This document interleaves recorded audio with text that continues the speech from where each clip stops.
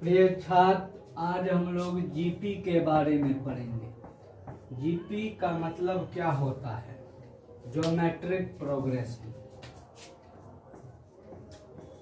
Geometric progression. Geometric progression क्या है तो पढ़ेंगे। दो क्रमागत पदों का अनुपात यदि सदैव समान हो तो ऐसे पद जीपी में कहलाते हैं। जब दो क्रमागत पदों का अनुपात हमेशा समान हो तो ऐसे पद जीपी में कहलाते हैं। If two successive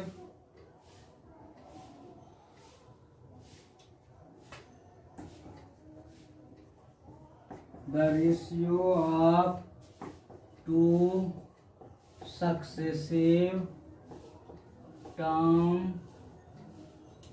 always same, then that terms is called in GP.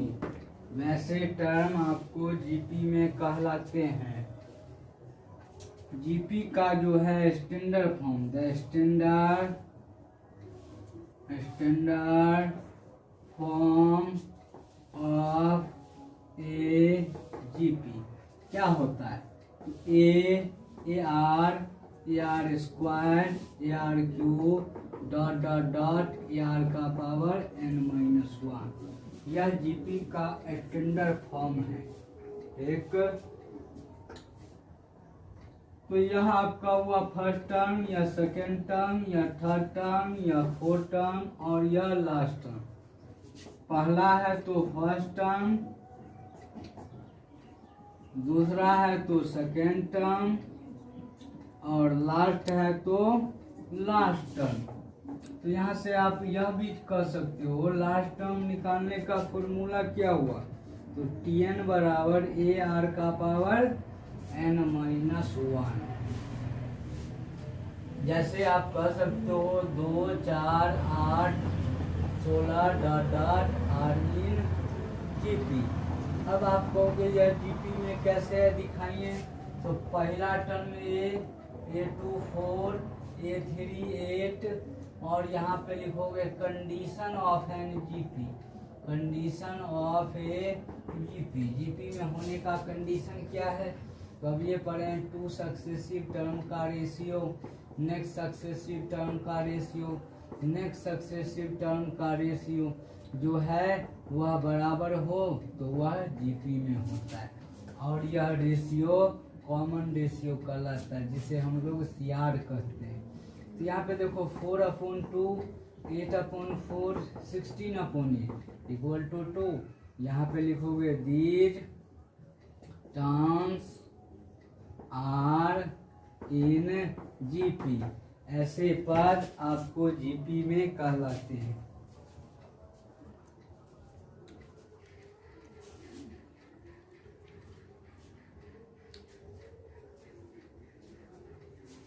लिख लिया है। अब हम लोग आगे की ओर बढ़ेंगे। जो यह जीपी में होने का कंडीशन आप समझ पाए। अब हम लोग समझेंगे आगे जो जीपी के अगले सम डिफरेंस का क्या फॉर्मूला होता है।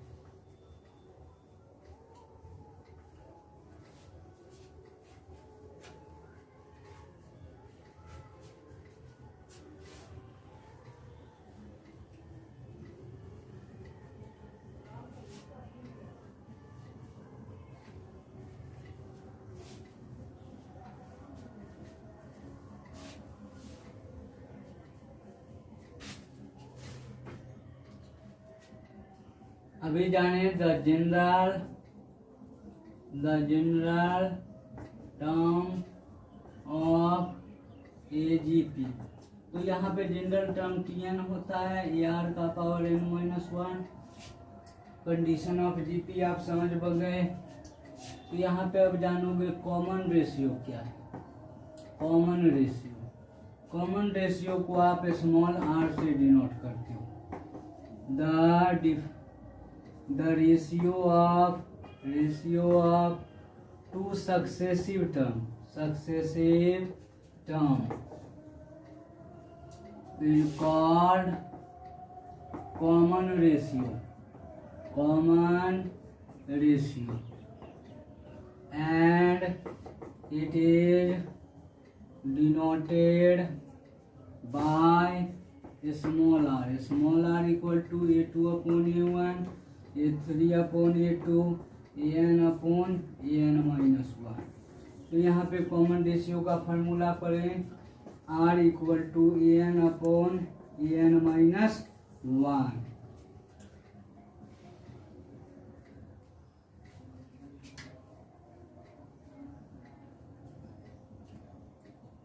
लिख लिए। इस आधार पे हम लोग जनरल सवालों को डील कर सकते हैं। जनरल बातों की मदद से आराम से आप कॉमन रेशियो, लास्ट टर्म या नंबर ऑफ टर्म आराम से आप निकाल सकते हैं। यहाँ पे लास्ट टर्म निकालने का फॉर्मूला पढ़ें ए आर का पावर n माइनस 1 और कॉमन रेशियो का फॉर्मूला पढ़ें ए एन बट्टा ए एन माइनस 1। तो इस फॉर्मूला को आपको ध्यान देना है। T N is denoted by last term, A is denoted by first term, R is common ratio and is total number of term. जैसे आप अभी पढ़े हैं A R square dot dot dot dot A are का power n minus 1 R in GP, यह GP में है। तो यहाँ पे जो आप ऐसे निकालोगे तो ए आर का power 2 dot dot dot dot A are का पावर n माइनस 1। तो यह जो है एसएन में आप क्या किए, सबको जोड़ दिए। अब हम क्या करेंगे, इसी में हम आर से गुना कर देते हैं। तो जैसे आर से गुना करेंगे तो आर एसएन, और यह जो ये वाला टर्म है इस टर्म को इस स्थान पे लिखेंगे ए आर, फिर इसमें गुना करो ए आर स्क्वायर, ऐसे ही गुना करते जाओ। यहाँ पे लास्ट टर्म में जो गुना करोगे तो ए आर का पावर n होगा। अब क्या करें, आप इसको घटा दें। ऐसे घटाते जाओगे तो देखोगे ये टर्म कट रहा है, तो इसमें ये, इसमें ये, इसमें ये, तो इसमें ये, मतलब ये शुरू और लास्ट बचा। यहाँ पे S n minus r S n equal to a minus a are का पावर n। यहाँ पे दोनों में कॉमन एस एन है, ले लीजिए। A minus R equal to A common है तो ए माइनस आर का पावर n। इससे आप डिवाइड कर दें। देयरफॉर एस एन बराबर फॉर्मूला हुआ ए इंटू 1 माइनस आर का power n upon 1 minus R. यहाँ पे लिखोगे हेयर आर लेस देन 1।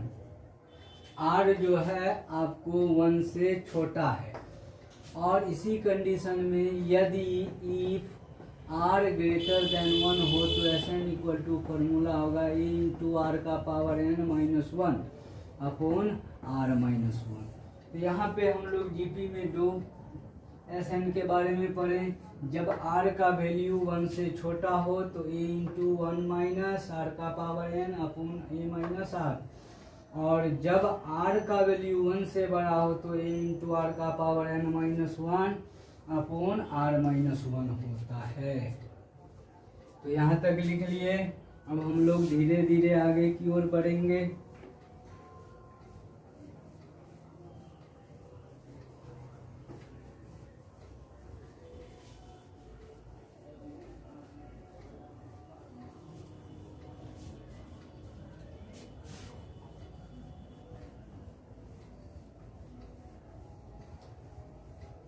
अभी तक हम लोग जीपी में फार्मूला पढ़े हैं। सबसे पहला formula A N upon A N minus 1 R equal to, दूसरा फार्मूला पढ़े A N equal to A R का पावर n माइनस 1, तीसरा फार्मूला पढ़े S N A into 1 minus are का पावर n बट्टा 1 माइनस आर।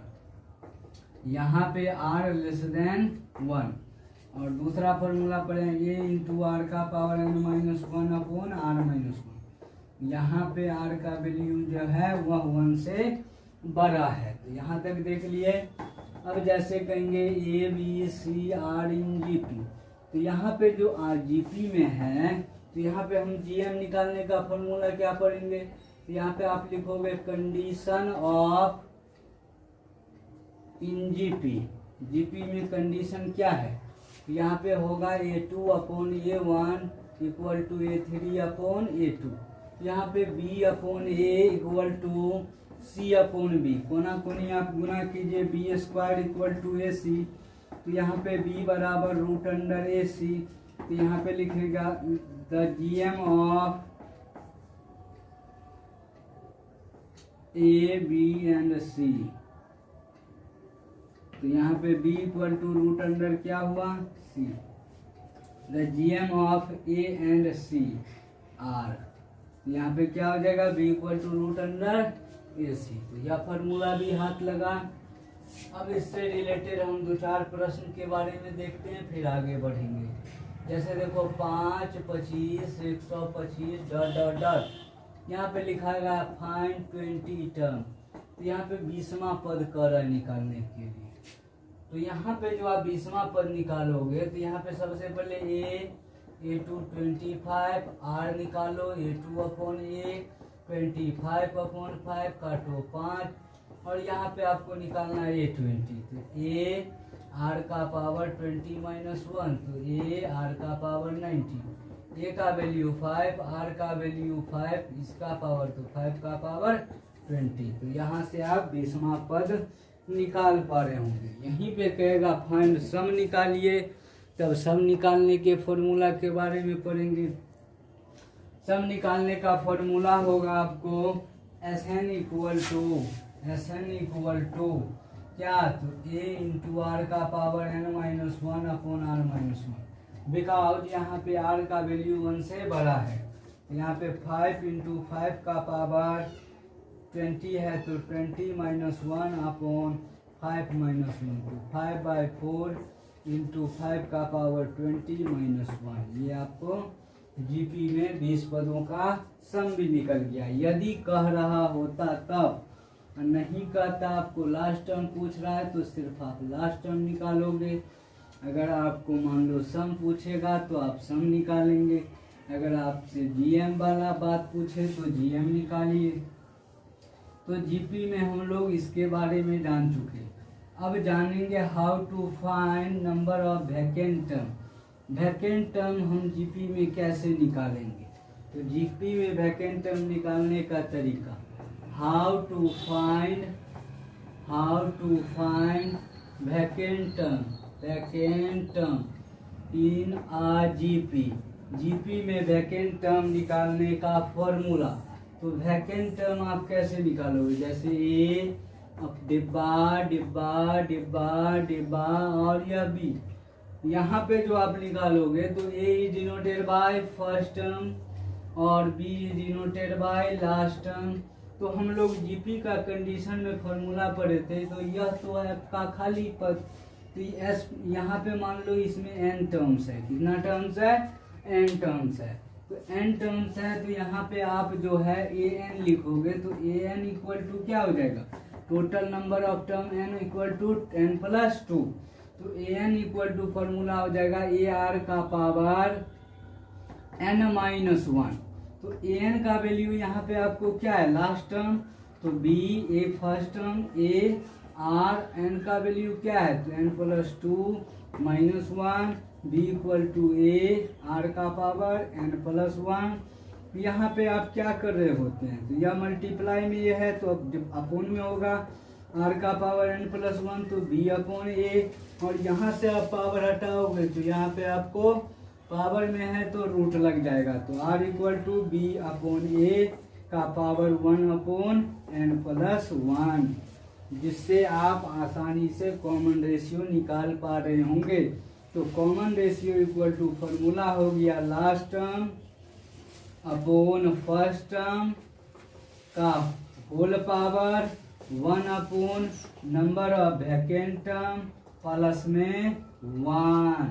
यहाँ से आप आराम से कॉमन रेशियो निकाल पाओगे, और इसकी सहायता से जब कॉमन रेशियो और फर्स्ट टर्म पता हो तो जो वैकेंट टर्म होगा उस वैकेंट टर्म को आप आसानी से फाइंड कर पाओगे। वैकेंट टर्म निकालने के लिए आपको कॉमन रेशियो पता होना चाहिए और फर्स्ट टर्म पता होना चाहिए। कॉमन रेशियो और फर्स्ट टर्म पता रहेगा तो आप जो पद निकालना चाहे आसानी से निकाल सकते हैं। जैसे यहाँ पे लिखा रहेगा 420, फिर आपको लिखा रहेगा 100, फिर 500, फिर 2500, पूछेगा इज इन जीपी, क्या यह जीपी में है? अगर आपसे जीपी में पूछेगा तो यहाँ पे क्या लिखोगे? Here first term 4, second term 20, third term 100 और फोर्थ टर्म 500। और यहाँ पे आप क्या दिखा रहे होगे? Condition of GP.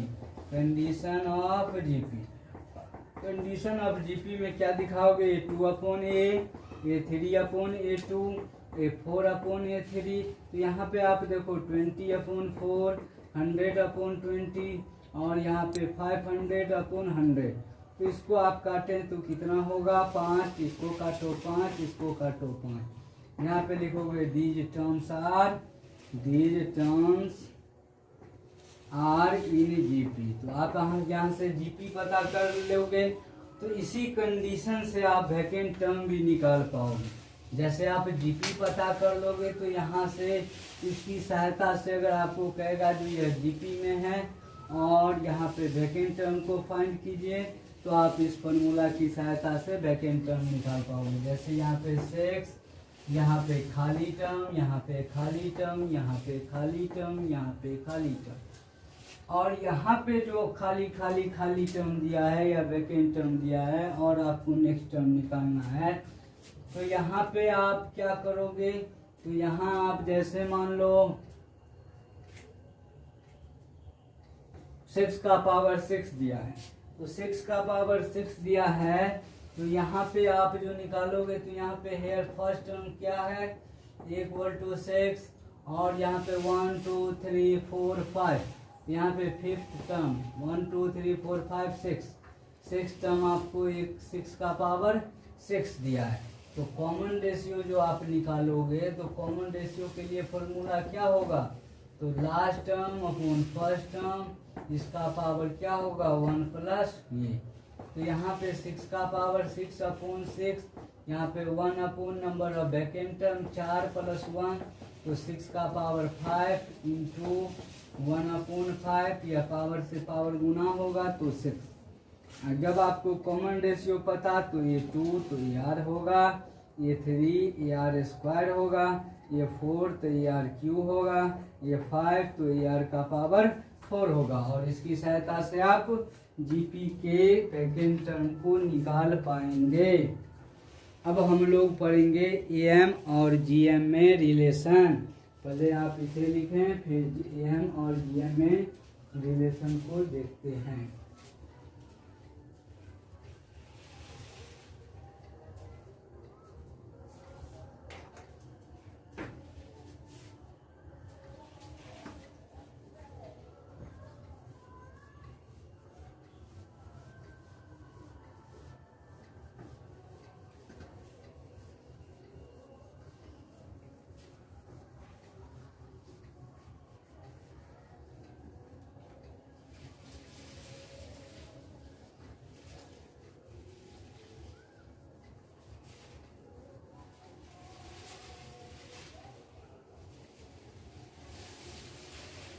आज का लास्ट पढ़ाई एएम और जीएम में रिलेशन को देखेंगे, फिर विभिन्न प्रकार के रिलेशन से एस्टेब्लिश उदाहरणों पर विचार करेंगे। जो एएम और जीएम में रिलेशन क्या है और एएम और जीएम का क्या होता है कहानी लिखेंगे। The relation between AM and GM. AM और जीएम में क्या रिलेशन है? यहाँ पे आप लिखोगे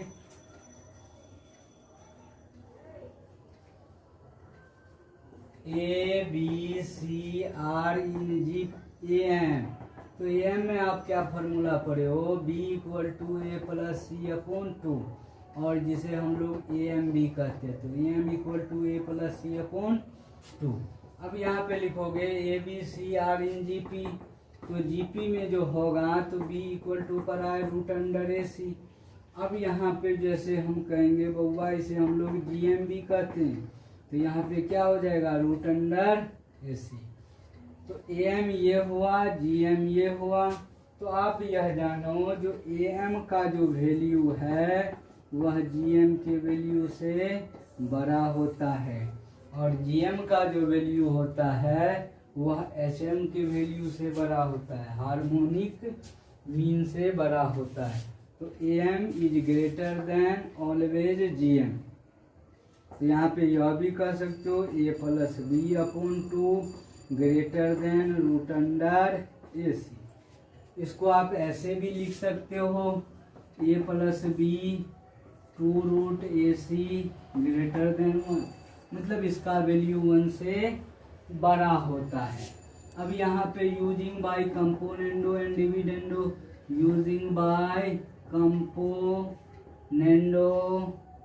एंड डिविडेंडो, आप कंपोनेंडो और डिविडेंडो का प्रयोग करोगे तो यहाँ पे होगा A plus B plus root two A C upon A plus B minus two A C greater than 1। यहाँ पे आप लिख सकते हो रूट ए का होल स्क्वायर रूट बी का whole square plus two root A into root A C. यहाँ पे ए सी नहीं होगा बल्कि ए सी, हाँ सी होगा। यहाँ जो बी लिख रहे हैं वह मिस्टेक से लिख दिए, यहाँ पे आप सी लिखोगे, ठीक। तो यहाँ पे सी का स्क्वायर अपॉन यहाँ पे रूट अंडर ए का स्क्वायर रूट अंडर सी का square minus two root under A into root under C greater than 1। तो यहाँ पे रूट ए प्लस सी का होल स्क्वायर, यहाँ पे होगा रूट ए माइनस सी का होल स्क्वायर ग्रेटर देन 1। अब आप ऐसा भी लिख सकते हो root under A plus C का whole square greater than root under A minus C का होल स्क्वायर। दोनों स्क्वायर से स्क्वायर हटाओगे root under A plus C और greater than root under A minus C, C से C फूटेगा। अब यहाँ पे आप देखिए जो रूट ए से बड़ा है यह कह रहा है, क्या यह कंडीशन सत्य होगा? तो इस केस के लिए आप सिमेट्रिकल यूज कर सकते हैं जो M is also greater than GM, और इसका उपयोग हम लोग निश्चित तौर पे विशाल स्तर से करेंगे। और इसी प्रकार के प्रॉब्लम को डील करने के लिए टी रेशियो का कंपोनेंडो एंड डिविडेंडो का प्रयोग करेंगे। तो आज के क्लास में हम लोग इतना चीज़ के बारे में जाने, जैसे आपको जीपी में कोई 3 पद के बारे में सोचने के लिए बोले तो आप सोचिएगा ए आर स्क्वायर। जैसे 4 पद के बारे में सोचने के लिए बोले तो ए R square A R cube, इसकी सहायता से आप बना पाओगे। या अगर अगला 3 टर्म के बारे में सोचने के लिए बोले तो यह भी सोच सकते हो A upon R A into A R, first term A upon R, second term A और third term A R. That's all about today. Now meet me next class में अच्छे एनर्जी के साथ। Take care, good bye.